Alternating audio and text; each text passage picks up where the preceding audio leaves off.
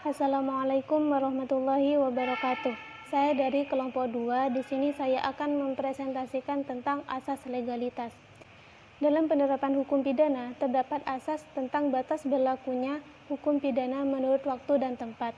Nah, asas yang berlaku di dalam hukum pidana menurut waktu dikenal dengan sebutan asas legalitas. Asas legalitas dalam hukum pidana merupakan asas yang sangat fundamental, dan asas legalitas dalam hukum pidana sangat penting untuk menentukan apakah suatu peraturan hukum pidana dapat diberlakukan atau tidak. Jadi, apabila terjadi suatu tindak pidana, maka akan dilihat apakah telah ada ketentuan yang mengatur dan apakah aturan yang telah ada tersebut dapat diberlakukan terhadap tindak pidana tersebut. Makna asas legalitas. Jadi di sini banyak sekali tentang para ahli-ahli hukum yang ingin mengutarakan makna asas legalitas itu apa saja. Ada yang menurut Mulyatno, Wiryono Projodikoro, terus Komariah Emong Saparjaya itu juga ikut mengartikan. Tapi di sini saya mengambil kesimpulan dari pengertian banyak dari ahli hukum itu, kesimpulannya bahwa asas legalitas atau principle of legality itu memiliki makna 3, yaitu yang pertama, ketentuan pidana. Ketentuan pidana itu yang berisi perbuatan pidana dan disertai ancaman pidana itu harus tertulis dalam perundang-undangan. Nah, untuk yang kedua, yaitu seseorang tidak dapat dipidana sebelum adanya ketentuan pidana tersebut terlebih dahulu. Kemudian yang ketiga, pembentukan undang-undang tidak boleh memberlakukan surut suatu ketentuan pidana. Di sini saya akan menjelaskan sejarah mengenai asas legalitas. Nah, asas legalitas ini muncul karena dilatar belakangi oleh adanya pemikiran mengenai perlunya perlindungan hukum bagi rakyat, di mana perlindungan hukum bagi rakyat ini dilakukan oleh pemerintah atau raja yang berwenang secara absolut di satu negara tersebut. Kalau maksud absolut, absolut di sini adalah pemerintah atau raja tersebut memiliki kekuasaan secara penuh terhadap negara yang dipimpinnya. Nah, asas legalitas ini merupakan salah satu prinsip di dalam hukum pidana, yang dimana dalam bahasa Latin disebutkan nulla crimen nulla punasin previa lege punali, yang artinya setiap perbuatan tidak mampu dipidana apabila undang-undang belum mengaturnya. Maksudnya apa? Jika ada perbuatan yang dianggap penyeleweng tetapi di dalam undang-undang belum dicantumkan atau belum dituliskan, maka tindakan tersebut terbebas dari tindak pidana atau hukum pidana. Nah, prinsip tadi dikemukakan oleh Johann Paul Anselm Verbach pada tahun 1775 sampai 1833, yang merupakan seorang tokoh pakar atau ahli hukum yang berasal dari Jerman. Dia menuliskan prinsip ini di dalam bukunya yang berjudul Rechtsblatt des Realistischen Rechts pada tahun 1861. Nah, setelah dia mengemukakan 3 frase tadi, lalu ia mengembangkan lagi frasenya menjadi Adagium nulla delictum nulla punasin praevia legi punali. Nah, asas legalitas ini terus-menerus berkembang sehingga mulai dianggap penting pada sekitar abad ke-18 akhir abad ke-18, yang mana tercantum di dalam Konstitusi Amerika Serikat pada tahun 1983 dan juga terjadi pada benua Eropa setelah Revolusi Perancis melalui Declaration des Droits de l'Homme et du Citoyen pada tahun 1789. Nah, asas legalitas ini dikenal di dalam kedua sistem hukum, baik hukum common law maupun civil law. Hanya saja perbedaannya itu terdapat pada interpretasinya, baik pada sistem hukum common law maupun civil law. Muhammad Al-Butsiwi dari kelompok 2 akan menjelaskan fungsi dan kegunaan asas legalitas dalam hukum pidana. Secara teoritis, asas legalitas memiliki 2 fungsi, yaitu fungsi melindungi dan fungsi instrumental. Karena dengan adanya keharusan untuk menentukan perbuatan-perbuatan apa yang dilarang dalam satu undang-undang, Sedangkan fungsi instrumental dapat diartikan bahwa dalam batas-batas yang ditentukan undang-undang, pemerintah hanya boleh menjalankan kekuasaannya, termasuk dalam hal ini adalah menyatakan bahwa perbuatan rakyat terlarang dan menjatuhkan hukumannya kepada atas dasar ketentuan undang-undang yang dengan tegas menyatakan hal itu. Tanpa itu, tindakan pemerintah masuk dalam kategori tindakan sewenang-wenang dan tanpa dasar hukum.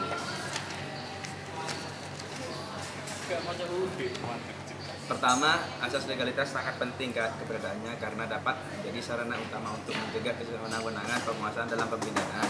Kedua, asas legalitas berguna karena dapat menjadi sarana utama untuk mewujudkan jaminan kepastian hukum bagi rakyat atau warga negara bahwa menerima segala tindakan dari siapapun. Ketiga, eksistensi asas legalitas sangat penting karena dapat menjadi sarana utama untuk mencegah terjadinya kejahatan. Kegunaan asas legalitas tersebut juga berlaku dalam hukum pidana adat, dan di mana tokoh adat tidak bisa sewenang-wenang menjatuhkan sanksi adat kepada warga yang melanggar hukum adat. Selanjutnya adalah tempat berlakunya hukum pidana. Yang pertama adalah asas teritorial. Secara teoritis, berlakunya hukum pidana suatu negara mengandung dua kemungkinan. Yang pertama, perundang-undangan hukum pidana berlaku untuk semua tindak pidana yang terjadi di negara tersebut, baik dilakukan oleh warga negaranya sendiri maupun warga negara asing. Yang kedua adalah perundang-undangan hukum pidana berlaku untuk semua tindak pidana yang dilakukan oleh warga negara dimanapun ia berada, meskipun berada di luar wilayah negara tersebut. Asas teritorial diatur dalam pasal 2 KUHP yang mengatakan bahwa aturan pidana dalam perundang-undangan Indonesia berlaku bagi setiap orang yang melakukan perbuatan pidana di Indonesia. Jadi, asas ini menitik beratkan pada terjadinya perbuatan di dalam wilayah suatu negara. Dengan demikian, berdasarkan asas teritorial ini, maka setiap orang, baik orang Indonesia maupun orang asing yang melakukan tindak pidana dalam wilayah Indonesia harus tunduk pada aturan pidana Indonesia. Dalam tataran aplikasi, asas teritorialitas berhubungan dengan masalah penentuan locus delicti. Locus delicti adalah suatu tempat yang secara hukum dianggap sebagai tempat kejadian perkara. Tujuannya adalah untuk menentukan aturan hukum pidana negara mana yang harus digunakan untuk menangani perkara tersebut dan pengadilan mana yang memiliki kompetensi menyidangkan perkara tersebut. Dalam penentuan locus delicti ada 3 teori yang lazim yang digunakan, yaitu teori perbuatan material, teori penggunaan alat, dan teori akibat. Yang pertama yaitu teori perbuatan material. Tempat yang harus dianggap sebagai locus delicti adalah tempat di mana pelaku tindakan pidana benar-benar melakukan dan menyelesaikan segala urusannya di tempat tersebut. Yang kedua yaitu teori penggunaan alat. Tempat yang harus dianggap sebagai locus delicti adalah tempat di mana pelaku tindak pidana benar-benar telah menggunakan alat yang dipakai untuk melakukan tindakan pidana. Yang ketiga yaitu teori akibat. Tempat yang harus dianggap sebagai locus delicti adalah tempat di mana akibat dari suatu tindak pidana benar-benar telah terjadi. Ini terdapat asas nasionalitas aktif. Di dalam asas ini tercantum dalam pasal 5 KUHP yang menyatakan, saya bacakan. Yang pertama, aturan pidana dalam perundang-undangan Indonesia berlaku bagi warga negara yang di luar Indonesia melakukan 1. Kesalahan 1 kejahatan tersebut dalam bab 1 dan 2, buku kedua dan pasal-pasal 160, 161, 240, 279, 450, dan 451. Kedua, salah satu perbuatan yang oleh aturan-aturan pidana dalam perundang-undangan Indonesia dipandang sebagai kejahatan, sedangkan menurut perundang-undangan negara di mana perbuatan dilakukan diancam dengan pidana. Yang kedua, peraturan perkara sebagai dimaksud dalam kedua dapat dilakukan juga tidak terdakwa menjadi warga negara sesudah melakukan perbuatan. Jadi di sini yang melakukan tindak pidana itu tidak bisa dipidana dilakukan di luar wilayah Indonesia dengan syarat perbuatan yang dilakukan oleh warga negara Indonesia itu harus merupakan tindak pidana yang ada di hukum pidana Indonesia dan substansi perbuatan tersebut cenderung mengarah kepada ancaman terhadap kepentingan nasional negara Indonesia. Syarat-syarat yang kedua yaitu perbuatan yang dilakukan itu juga harus merupakan tindak pidana menurut hukum di negara di mana perbuatan itu dilakukan oleh warga negara Indonesia. Jadi, ada hal-hal lain yang perlu diperhatikan dalam asas nasionalitas aktif ini, yaitu eksistensi pasal 5 ayat 2 KUHP. Jadi, secara teoritis, pasal tersebut dimaksudkan untuk mencegah para warga negara asing yang melakukan suatu tindak pidana di luar negeri. Itu tidak dapat dihukum, karena setelah melakukan tindak pidana, kemudian warga negara tersebut menjadi warga negara Indonesia.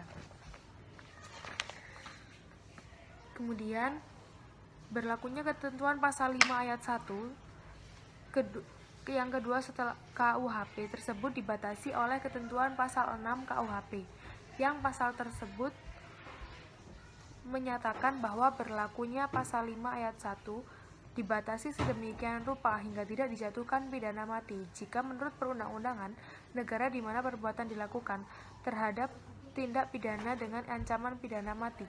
Berdasarkan ketentuan pasal ini, jadi seorang warga negara asing yang melakukan tindak pidana di negaranya itu jadi gini, kalau misalnya ada seorang warga negara asing, dia tuh melakukan tindak pidana di negaranya, terus kemudian dia lari ke Indonesia untuk menyelamatkan diri gitu ya. Di sini orang itu tuh tetap dikenakan aturan pidana di Indonesia dengan pembatasan terhadap tindak pidana. Jadi dia tidak dapat dijatuhi hukuman pidana mati apabila di sana dia juga nggak diancam pidana mati. Nah, selanjutnya saya akan menjelaskan mengenai asas nasionalitas pasif. Asas nasionalitas pasif di sini mengandung prinsip bahwa peraturan hukum pidana Indonesia berlaku terhadap tindak pidana yang menyerang kepentingan Indonesia, baik yang dilakukan oleh warga negara maupun di luar negara. Nah, asas nasionalitas pasif ini tercantum di dalam Undang-Undang Pasal 4 yang intinya berbunyi bahwa aturan pidana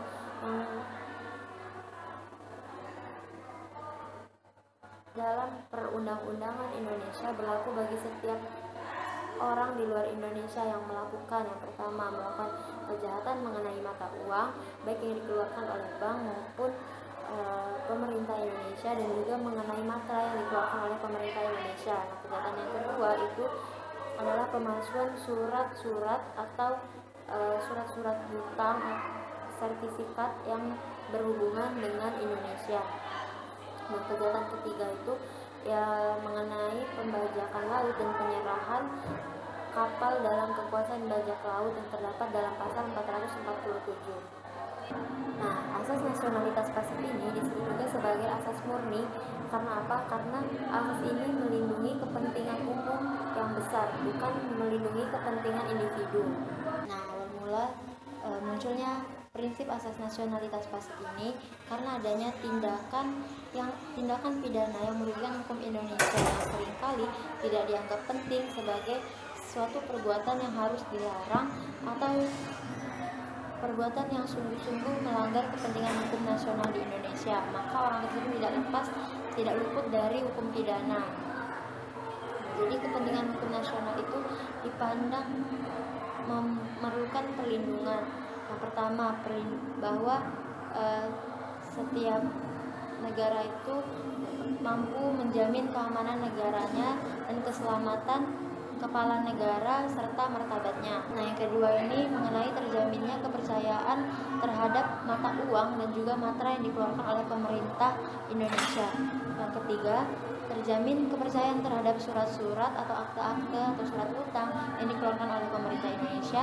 Dan selanjutnya terjaminnya para pegawai Indonesia yang bekerja di luar yang tidak melakukan kejahatan terhadap jabatannya. Dan yang terakhir adalah terjaminnya keadaan nahkoda maupun penumpang-penumpang yang di dalam keadaan perjalanan tidak melakukan kejahatan. Di sini saya akan menjelaskan tentang pengecualian berlakunya undang-undang pidana menurut tempat. Berdasarkan asas-asas yang diatur dalam pasal 2, pasal 5, pasal 7 dan 8 ternyata dibatasi oleh ketentuan pasal 9 KUHP di mana dalam pasal 9 KUHP menjelaskan bahwa berlakunya pasal 2, pasal 5, pasal 7 dan 8 dibatasi oleh pengecualian-pengecualian yang diakui dalam hukum internasional. Artinya, dengan pembatasan tersebut secara implisit mengisyaratkan bahwa berlakunya asas itu dalam hukum pidana tidak bersifat mutlak. Dalam artian orang-orang tertentu dalam suatu keadaan di mana asas-asas tersebut dalam hukum pidana tidak diterapkan. Lumintang mengatakan dicantumkannya ketentuan pasal 9 KUHP pada dasarnya tidak perlu, karena tanpa adanya penegasan semacam itu, setiap undang-undang pidana negara manapun di dunia wajib menghormati asas-asas hukum internasional yang telah diakui secara umum. Dan juga disimpulkan bahwasanya hukum dewasa diakui adanya sejumlah orang yang memiliki hak ekstra atau hak pengecualian, sehingga mereka menjadi imun atau kebal terhadap penerapan hukum pidana dari suatu negara di mana mereka berada dan melakukan tindak pidana. Jadi, sekalipun mereka itu melakukan tindak pidana di suatu wilayah negara asing, namun adanya hak imunitas di dalam diri mereka, mereka tidak dapat diadili berdasarkan hukum pidana dari negara yang mereka langgar. Di sini ada 3 macam orang-orang yang memiliki hak imunitas sebagai berikut. 1. Seorang kepala negara yang mendapat persetujuan suatu negara lain dalam rangka perjalanan tersebut ke negara lain tersebut, kecuali apabila kepala negara tersebut atas kemauannya sendiri telah melepaskan haknya, misalnya oleh karena perjalanan atau kunjungan atau bersifat inkognito. Yang kedua, seseorang duta yang oleh negara yang satu telah ditempatkan di negara lain tanpa memandang sebutan atau tingkat. Berikut anggota-anggota keluarga dan pegawai-pegawai kedutaannya. Yang ketiga, seluruh awak kapal perang dalam satu kapal perang yang berada di wilayah negara lain dengan persetujuan negara itu. Kapal-kapal perang dipandang sebagai teritorial atau bagian dari wilayah suatu negara pemilik kapal itu.